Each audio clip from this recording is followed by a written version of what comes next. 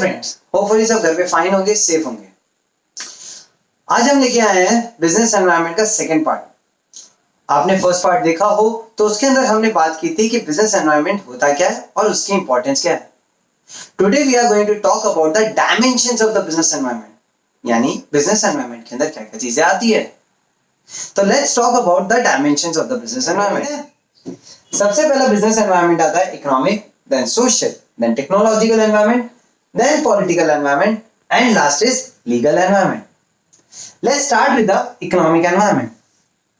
Economic environment में क्या क्या होता है? Economic environment मतलब interest rate, inflation, stock market, etc. थोड़ा सा एग्जाम्पल से समझते हैं। देखिए यार, एक दोस्तों एक बड़ी सिंपल सी चीज है। अगर कंट्री के अंदर बैंक्स अगर हमें कम रेट ऑफ इंटरेस्ट पे लोन दे तो क्या होगा?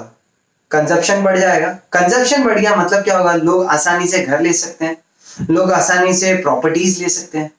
तो होता क्या है कि बिजनेस को ये हमेशा देखते रहना पड़ता है कि अगर इंटरेस्ट रेट कम चल रहा है, अगर मार्केट में इंटरेस्ट रेट कम है तो लोग ज्यादा इन्वेस्ट करने के लिए जाएंगे, एंड अगर लोग ज्यादा इन्वेस्ट करने के लिए जा रहे हैं तो हमें उनको अच्छी अपॉर्चुनिटीज देनी पड़ेगी ताकि वो इन्वेस्ट कर सके, राइट? तो ऐसी बहुत सारी इकोनॉमिक एनवायरनमेंट के अंदर चीजें होती है जिससे बिजनेस को फर्क पड़ता है। से for an example, inflation rate. अगर किसी भी कंट्री के अंदर महंगाई जरूरत से ज्यादा बढ़ जा रही है तो लोग कंजप्शन कम करेंगे, सेविंग ज्यादा करेंगे, एंड अगर कंजप्शन कम हुआ तो मनी फ्लो कम हो जाएगा, एंड अगर मनी फ्लो कम हुआ तो लोगों के पास ज्यादा खरीदने के लिए कुछ नहीं रहेगा। सो दैट इज सिंपल। तो इकोनॉमिक एनवायरनमेंट ये भी कहता है कि आप हमेशा ये देखो कि आपका मार्केट क्या चल रहा है। अगर बेरिश मार्केट चल रहा है कि बुलिश मार्केट चल रहा है, तेजी चल रही है कि मंदी चल रही है। तेजी चल रही है मतलब मार्केट में इन्वेस्टमेंट बहुत है, तब आप ज्यादा से ज्यादा प्रोडक्ट को मार्केट में लॉन्च कर सकते हो ताकि ज्यादा से ज्यादा इन्वेस्टमेंट हो, ज्यादा से ज्यादा कंजप्शन हो। एंड दूसरी तरफ अगर मार्केट में मंदी है, लोग खर्च करने के लिए तैयार नहीं है, तब बड़ा सिंपल सी चीज है, आप अपने इन्वेस्टमेंट को बचा के रखो। जब सही वक्त है उन अपॉर्चुनिटीज को डिक्लेयर कर दो। बहुत सारे बड़े बिजनेसमैन हमेशा यही चीज देखते हैं कि मार्केट की सिचुएशन क्या है, यानी कंट्री की इकोनॉमी क्या है। अभी की मैं बात करूं, हमारी कंट्री की इकोनॉमी थोड़ी ड्रेन डाउन हो रही है बिकॉज ऑफ द पैंडेमिक। तो अभी के टाइम पे लोग सेविंग पे ज्यादा फोकस कर रहे हैं एज कंपेयर टू कंजप्शन। लोग मिनिमम से मिनिमम खर्चा करना चाहते हैं। तो अभी बिजनेस के पास सबसे ज्यादा अपॉर्चुनिटीज यही है कि वो ऐसी चीजों में इन्वेस्ट करे, ऐसी चीजों पे ध्यान दे जो लोग आसानी से कंज्यूम कर सके, क्योंकि कंजप्शन लेवल अभी लोग बहुत मिनिमम कर रहे हैं। So that is economic environment. फिर सेकंड आता है सोशल एनवायरनमेंट। सोशल एनवायरनमेंट के अंदर हम देखते हैं कस्टम्स क्या है, ट्रेंड क्या है, मार्केट ट्रेंड क्या चल रहा है, भाई उसी हिसाब से काम करना। सिंपल चीज है, आज इंडिया में दो सबसे बड़े ट्रेंड चल रहे हैं, एक है आत्मनिर्भर भारत, दूसरा है लोकल को बनाओ वोकल। हर बड़ी कंपनी आज की डेट में सिर्फ यही चाहती है कि वो लोकल मार्केट के साथ टाई अप करे। इससे उसके दो फायदे हैं। पहली चीज, वो गवर्नमेंट की स्कीम्स के अकॉर्डिंग काम करेंगे और जो ट्रेंडिंग भी है, और दूसरी चीज सबसे इंपॉर्टेंट क्या होगा कि लोगों को ये उन पे विश्वास रहेगा कि भाई ये इंडियन कंपनी है। आज हम लोग बहुत सारे बाहर के एप्स हो गए या बाहर के सॉफ्टवेयर्स हो गए, हम उनको इग्नोर कर रहे हैं, उनको बॉयकॉट कर रहे हैं। रीजन भी बड़ा सिंपल है, लोकल को बनाओ वोकल, राइट? दैट इज आत्मनिर्भर भारत। तो आज हर कंपनी ट्रेंड के हिसाब से चलने की कोशिश कर रही है। वो ज्यादा से ज्यादा इंडियन मार्केट्स को, इंडियन लोकल्स को, इंडियन बिजनेसमैन को, छोटे छोटे बिजनेसेस को उनको कैप्चर करना चाहती है, उनके साथ टाई अप करना चाहती है। ठीक है, दैट इज सिंपल। तो दैट इज सोशल एनवायरनमेंट। आप कस्टम्स के हिसाब से चलो, आप ट्रेंड के हिसाब से चलो। एक छोटा सा एग्जांपल मुझे अच्छा से याद आता है कि मैकडॉनल्ड्स जब इंडिया के अंदर आया था तब उसने सबसे पहले चिकन बर्गर चालू किया था, राइट? एंड इंडिया एक ऐसी कंट्री है जहां पे ज्यादातर लोग वेज है। तो उसने जब अपना वेंचर चालू किया था चिकन बर्गर के साथ, तब उसका वो इतना ट्रेंड नहीं हुआ था। बट जैसे ही उसने ये चीज देखा कि यहाँ पे लोग वेज है तो उसने चालू किया मैक वेजी। एंड जैसे ही मैक वेजी उसने मार्केट में लेके आया, लोग उससे कनेक्ट कर पा रहे थे क्योंकि यहाँ का कस्टम है, यहाँ पे एक सिस्टम है जहां पे ज्यादातर लोग वेज है, and that helps the business to grow. And यही हुआ मैकडॉनल्ड के साथ। जैसे ही उसने मैक वेजी या मैक आलू टिक्की मार्केट के अंदर चालू किया, वैसे उसका मार्केट हो गया बूम। तो that is a simple thing, go with the customs. फिर तीसरा आता है टेक्नोलॉजिकल एनवायरनमेंट। यार एक बड़ा सिंपल है दोस्तों कि टेक्नोलॉजी के साथ चलोगे तो आप आगे बढ़ोगे। टेक्नोलॉजी मतलब हो गया इनोवेशन, साइंटिफिक टेक्नोलॉजीज। अब एक सिंपल सी चीज देखो कि पहले क्या होता था, हमें कोई भी चीज स्टोर करनी होती थी, हम यूज करते थे सीडीज। आजकल वो सारा काम हो गया है आपकी पेन ड्राइव में।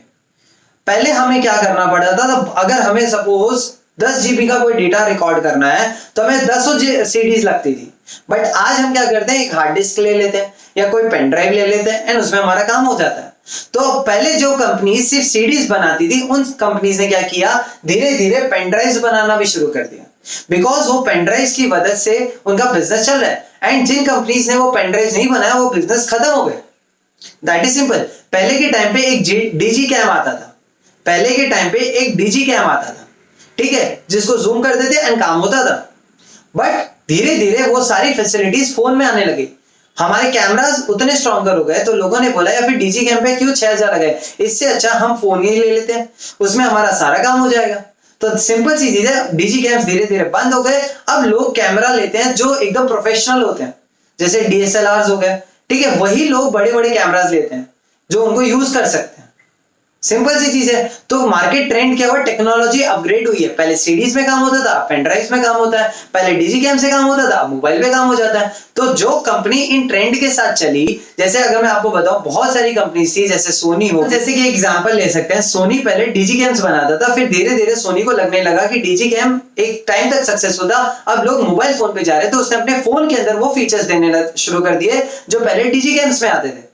So that is technological environment. आपको ये देखना है मार्केट में कौन सी टेक्नोलॉजी चल रही है। सबसे पहले 2G चलता था, फिर 3G आया, 4G and now it's on the 5G। तो जो कंपनी ज्यादा लेट करेगी 5G के अंदर, वो कंपनी पीछे रह जाएगी। एंड जो company according to the trend चलेगी, according to the new technology चलेगी, बूम, उसका मार्केट हमेशा एक्सप्लोर करेगा।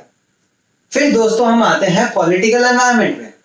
यार दोस्तों बड़ा सिंपल है, जिस कंट्री के अंदर या जिस किसी भी स्टेट के अंदर गवर्नमेंट बार बार चेंज हो रही है, इंस्टेबिलिटी क्रिएट कर रही है, उसकी वजह से क्या होगा, कोई भी बिजनेस वहां ग्रो नहीं कर सकता।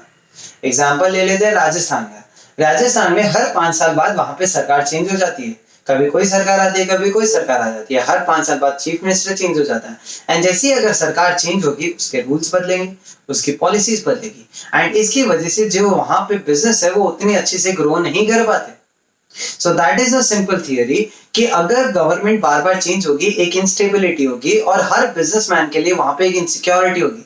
वहीं अगर आप एग्जांपल ले गुजरात का, वहीं पे तो आप देखिए कि वहां पे इतने टाइम से सिर्फ एक ही गवर्नमेंट है जिनकी पॉलिसी एकदम सेम है, इसीलिए हर बड़ा बिजनेस गुजरात के अंदर ग्रो कर पा रहा है। बिकॉज एक सिंपल सी लाइन है, अगर गवर्नमेंट में कोई चेंज नहीं है, लीडर्स चेंज नहीं हो रही, पॉलिसी चेंज नहीं हो रही, तो लॉन्ग टर्म तक वो बिजनेस वहां पे रहेगा।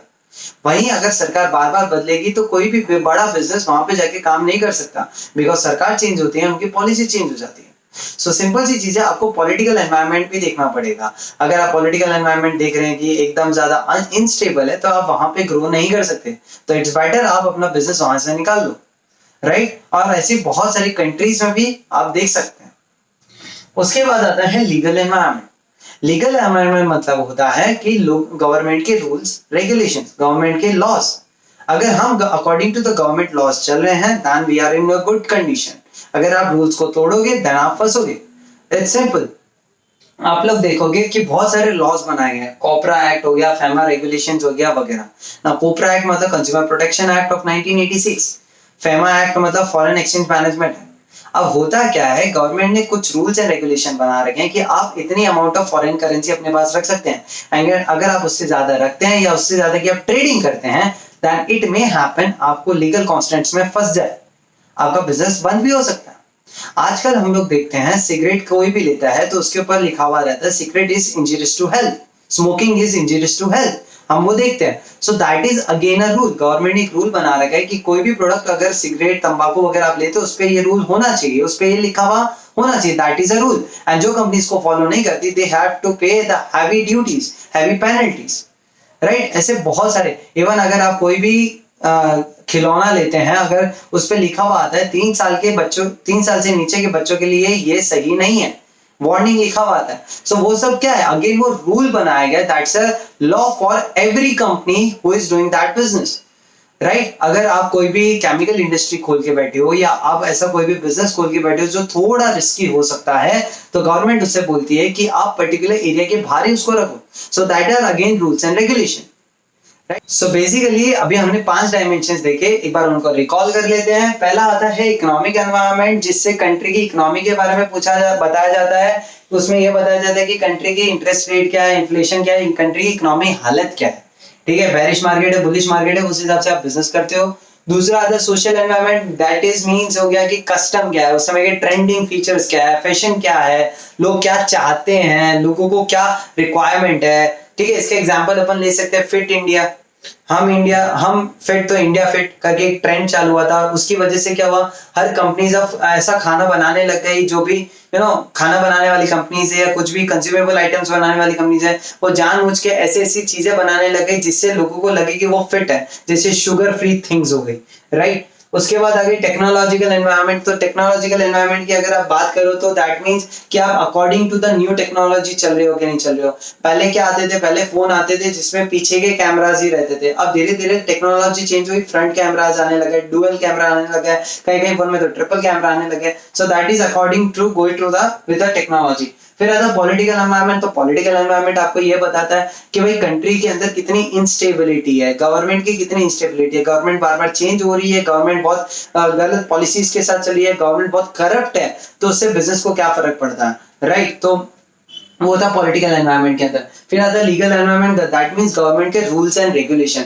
अगर गवर्नमेंट ने जो रूल्स बनाए हैं या जो हमारे कानून बनाए गए हैं, अगर क्या वो कानून से हमें फायदा हो रहा है, अगर हम उन कानून को फॉलो नहीं करेंगे तो हमें उससे क्या क्या प्रॉब्लम फेस करनी पड़ सकती है। सो ये सारी चीजें हमने पढ़ी इस एनवायरनमेंट के अंदर। होपफुली आपको ये सारे डायमेंशन समझ आए हो। And guys, if you like it then please share it and subscribe. Thank you so much.